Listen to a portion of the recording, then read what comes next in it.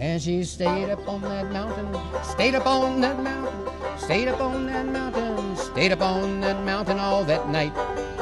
She returned that morning early, more a woman than a girlie, and her papa kicked that hussy out of sight. Now she's living in harbor country, living in harbor country, living in harbor country behind the Acorn door. And that cowboy and that deacon get that thing that they were seeking, and they call her harbor country's finest lady.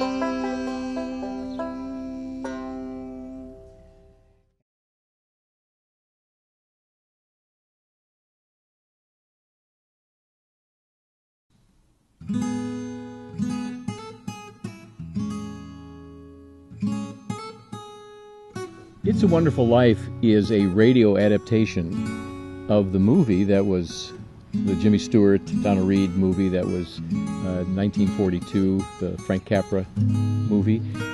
And this is a radio adaptation which is using the exact dialogue.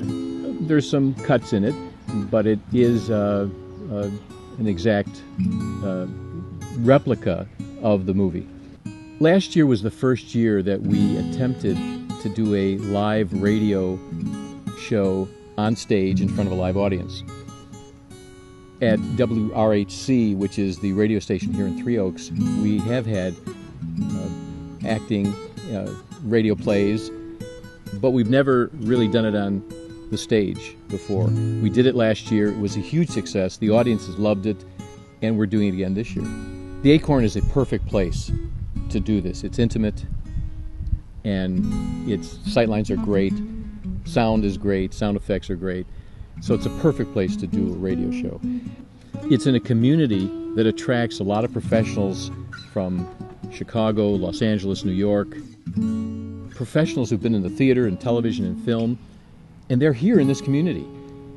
And the Acorn is a place where we all can work and go, and the community is very fortunate to have a jewel like the Acorn right here in Harbor Country.